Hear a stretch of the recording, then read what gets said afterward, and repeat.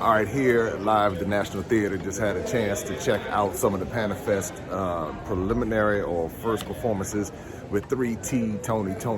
That's right. The R&B classic legends, Tony, live here in Accra, Ghana.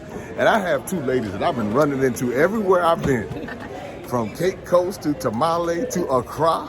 And I would be remiss if I did not introduce you to them because they have won. Well, I guess, Nesha, this is your first. My first time. Your first time. On the continent.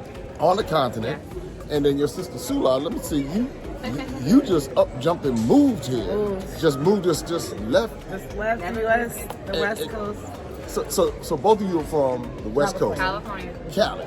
All right, so that's why I guess Tony made it even more. Yes, and we're from the Bay Area too. And they say, does it rain in Southern California? Well, that's not Southern California. That's Northern California. Okay, so we won't even go into the South. All right, so Nesha, we're going to start with you. So tell me, what have your thoughts been since you've been this first time on the continent, first time to Ghana? What has your experience been like? I took it slow, it took a minute to adjust. It didn't take a minute to adjust. Once I got out there, it took, oh gosh. What? Go ahead, you good. Go ahead, you good. I'm just thinking on my thoughts. Right now I love it, I'm in love. It only took a couple of days and I was like, okay, I feel it, I have the feel of it. I was able to identify with self, get a little bit of identity that we did not have in the West, in the Western country. And you're in the West of the West. Yes, I am. You're so all the getting way. to know where my peoples are, where we from, and then the Middle Passage. So it explains a lot of things of some of the things that we do. Now I know why we do it and where it came from. We did not know that. So now we know it is in our DNA.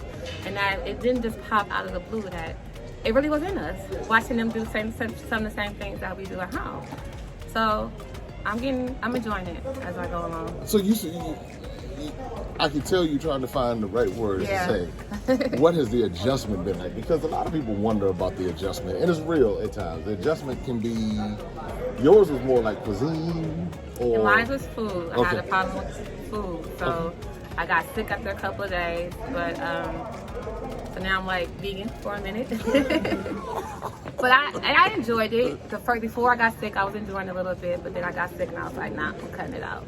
But we found some places, thankful to him. We found some vegan places that the flavor, when I found that place, I was in love and in heaven with the flavor. So I'm getting it. You get used to it. Yes. I mean, I tell everybody, it takes a minute sometimes for... And find the right places too. Find the right places and then just to adjust. But once you get into it, once you get into the flow, because I had the same thing when I first came back in 2018. Yeah. I was like, I don't know how I'm going to deal with the spice. I don't know how I'm going to handle this. But now I eat the spice. Now I'm good. And so and the more you do it, the more you come. Yeah. Because now that your sister's here. And, okay, let me ask you this: what has your family said since you've been here? Come home. I'm like, I am home. Sometimes I don't even know where I'm at. Sometimes it feels like I am at home when I walk out. Then I have to be like, oh wait, hold on, I'm in Africa, because I feel like I'm at home. Isn't that something? It does. Now, has your family expressed any interest in coming? No. None yet? They old school. Old school. It's gonna take a minute. Yeah. To me, I feel like when I do go back home, I'm gonna have a culture shock. Not seeing a lot of my melanin people. I feel like I'm gonna be like, okay, let me go back, because it's beautiful to watch your people in and out all day, every day that look like us. Yeah. So it's gonna be a little shock going back home, actually. Well, Because I already got tired of all that when I was at home anyway. So. And so then going back. They're going back after visiting and watching these beautiful people that look like me and act like me, and not seeing them as often when I'm home. It's gonna be hard. You know what? You're probably gonna end up doing like your sister here. Yeah. Now you just up jumped and moved here. You didn't even visit. You broke like all the rules. And did everything. So how did you come to the conclusion you would just up jump and move here without even visiting? People like you watching, like, so now you gonna blame him? watching you guys' channel, doing like research, and I just wanted something different. I just wanted something different, and I was just doing my research, and I said, oh, it doesn't look like what people told me it was. Let me go try it for myself.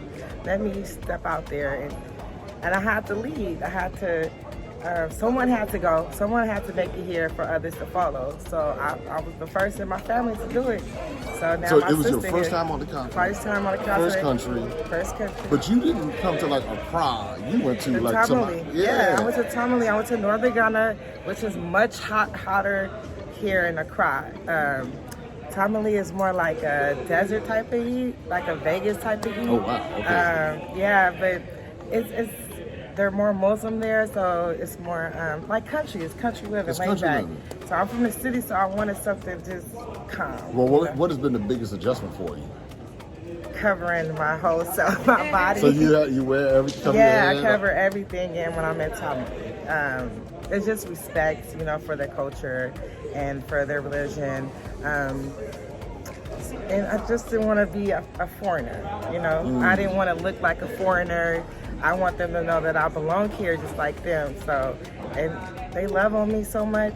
It's like they say you can't just move here 4 months ago. They think I've been there for years. So you mean to tell me you didn't experience where those Africans didn't like you and all that kind of stuff? Because they tell us. You know what they tell us? Yeah, that they hate us. No, that's not true.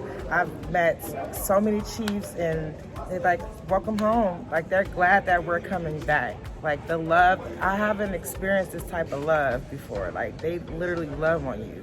They show you they're there for you. It feels good. It feels really good. So what would you tell someone who's, would you advise that anyone just like move here? Or, I guess each person's journey is their own journey. If you're sick of the West and you know what you want, what type of business you want, I say just go and move. But if you're kind of like scared, visit first.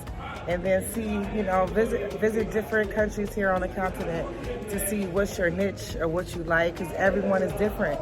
Every little city, I don't know if you call it a city. Yeah, town, every little city, town village. is different languages, different culture, it's just different. So just come, visit, and then make your decision. Well, I'm excited for both of you now. Here's the running joke, because I think the first time you all saw me was at Cape Coast. So you gave me a nickname. They called Black Wall Street. Black Wall Street. Yep. And what's the brother's name? I want to shout him out for sure. Wall Street Trapper. So Wall Street Trapper, right? Yeah. So from New Orleans, and they say we favor, like he could be like my little brother or something like that. Yeah. Just like him. So I said, well, it was cool, and I definitely I'll tag him and everything, because I know that he's doing a lot of major work on the financial out space. of New Orleans, yes. He teaches us how to break down a company financially, long-term investment in the stock market. And he's really good, and he's teaching us each generation one stock at a time. And that's what we need. So we need this type of education coming here to the continent, coming here to Ghana and different parts of Africa. That's a part of the education, but then the financial component. Yes. So all of this is a part of it. And we just kept running into each other. You know the other place we ran into each other? At the airport, but at Cocoon. But then we ran into Cocoon. Did you all go to the canopy? No, it's at the Tamale. Yeah, we went to the we did go to the canopy. And you saw me there too? Yes.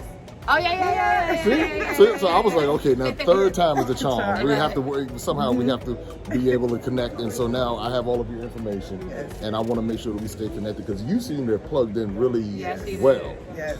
And you've only been here 4 months? 4 months. And Maybe 4 months today, actually. 4 months today? 4 months today. Wow. Yeah. And I thank her, because if it wasn't for her, I would have never came out and tried it. I'd have been like, nah. So she was bold and she was a leader, and she did it. Well, that's what she it paved is. the way for us to follow her. And you know what? That's what it's all about.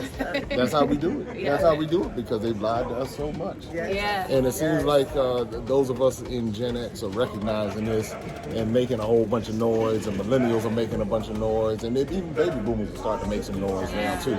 So it's like we have to tell our own stories and put it out here and show the world the truth, and that's what we're doing. So thank you all for doing what you do, and I look forward to following your journey, and I'm sure we'll run into somewhere else on this continent. But thank you so much. We appreciate you. Thank you.